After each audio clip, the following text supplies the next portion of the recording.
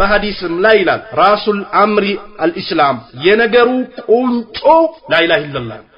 ኢላላህ የሌለው ሰው እስልምና የሌለው ሰው ያለ አንገት መኖር ማለት የነገሩ ዋናው ቁንጮ የሰውነት ክፍል ዋናው ፓርት እስልምና ነው ለአላህ እጅግር መስጠት ነው አሉ ነብዩ አለይሂ ሰላት ወሰላም አንገት የሌለው ሰው ሌላው አካሉ ሊቆምና ሊስተካከል ሊንቀሳቀስ አይችልምና የነገሩ ቁንጮ ዋናው እስልምና ነው አሉ የአላህ መልእክተኛ አለይሂ ሰላት ወሰላም ወዐሙዱሁ አሰላት ምሰሶ ደግሞ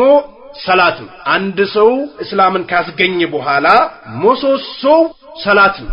ሰላት የሌለው ሰው እስልምና የለው ለዚህ ነው ነብዩ አለይሂ ሰላቱ ወሰላም ብዙ ሐዲሳቸው ላይ ያስጠነቀቁት አላህም ሱብሓነሁ ወተዓላ ቁርአኑ ላይ ሰላትን ቀጥ አርገን እንድናቆም ብዙ የቁርአን አንቀጽ ላይ አዞናል መክሮናል ከሸሃደተይን በኋላ ሰላትን ቀጥ አርገን እንድናቆም ታዘናል ለዚህ ነው ነብዩ አለይሂ ሰላቱ ወሰላም ቡኒየል ኢስላም እስልምና ተገንብቷል አላ ኸምሲን በአምስት ነገር ሸሃደቲ አላ ኢላሃ ኢላላህ ወአነ ሙሐመድ ረሱላህ ከአላህ ውጭ በሐቅ ሊመለክ የሚገባ ጌታ የለም ነብዩ ሙሐመድ አለይሂ ሰላቱ ወሰላም የአላህ መልእክተኛ ናቸው በሚለው ተገንብቷል ወይቃም ሰላትን ቀጥ አርጎ በመስገድ ወይታይ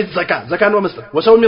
ረመዳንን በጾም ወሐጅል በይቲ ሐጅ በማድረግ በእነዚህ በአምስት ነገሮች እስልምና ተገንብቷል አሉ ነብዩ አለይሂ ሰላቱ ወሰላም ሙተፈቁን አለ ይህ ሐዲስ ቡኻሪና ሙስሊም የዘገቡት ሐዲስ ነው ስለዚህ እስልምና ከተገነባባቸው ግንባታ ከሸሃዳይታይን በኋላ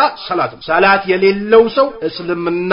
የለውም ከስራዎችም በላጭ የሆነ ስራ ቢኖር ሰላት ነው ለዚህ ነው አላህ Subhanahu Wa Ta'ala ቁርአኑ ላይ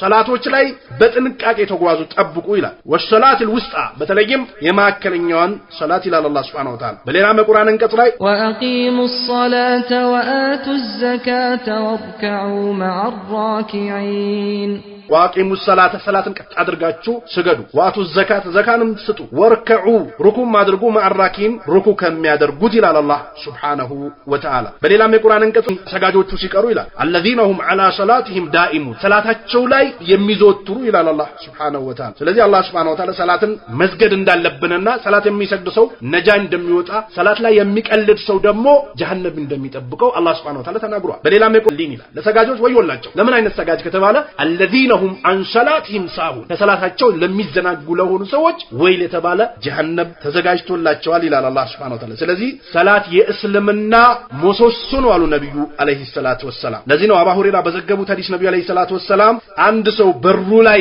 ወንዝ ኑሮ በቀን 5 ጊዜ ከታጠበ እሱ ላይ ቆሻሻ ይቀርበታል እንዴ ብሎ ጠየቁ ነብዩ አለይሂ ሰላቱ ወሰላም አይቀርበትም ብሎ መለሱላቸው ሰሃቦቹ فذلك مثل صلوات الخمس ይህ የ5 ጊዜ ሰላት ምሳሌ ነው አሉ يمحو بهن الخطايا الله سبحانه وتعالى ወንጀልን የሚያብስባቸው የሆኑ ሰላቶች ምሳሌ ነው አሉ ይህም ሙተፈቅ የሆነ ሐዲስ ነው በሌላም አቡ ሁረይራ በዘገቡት ሐዲስ ነብዩ አለይሂ ሰላቱ ወሰላም አንድ ሰላት ተሰግዶ በአንድ ሰላት መካከል ያለውን ጁማ ተሰግዶ አንድ ጁማ እስኪመጣ ያለውን ወንጀል ይታበሳል ከባይር እስካልተፈጸመ ድረስ አሉ ነብዩ አለይሂ ሰላቱ ወሰላም እንዲሁም አንድ ባሪያ አላህ ዘንድም ጥበቃ የሚደረግለት ሰላቱን ሲሰግድ ነው ለዚህ ነው ነብዩ አለይሂ ሰላቱ ወሰላም ማን ሰለል ሱብሃ የሱቢን ሰላት የሰገደ فهو في ذمة الله በአላህ ጥበቃ ውስጥ ነው ነብዩ አለይሂ ሰላቱ ወሰላም ስለዚህ ሰላት ልንዘናጋበት ልናሾፍበት የሚገባ ነጥብ አይደል ከእስልምና አንደኛው ምሰሶ ነው ወአሙዱሁ ሰላሉ ነብዩ አለይሂ ሰላቱ ወሰላም የእስልምና ምሰሶ ሰላት ነው ሰላትን በስነ ስርዓት ደግሞ የሰገደና የጠበቀ ሰው አላህ Subhanahu Wa Ta'ala ጀነት በመግባት ቃል ገብቶለታል በሌላ ሐዲሳቸው አወሉ ማ ይሐሰቡ ቢሂ العبد የመጀመሪያ የቂያማ ቀን ሂሳብ የሚደረገው ባሪያ አሉ የውመል ቂያመት የቂያማ ማለት ሰላት ነው ፈይን ሰላቱ ትክክል ከሆነችለት ሰላህ ለሁ ሳኢሩል አዕማል ሌላኛውም ስራ የተስተካከለ ይሆንለታል አሉ ነብዩ አለይሂ ሰላቱ ወሰላም ወይም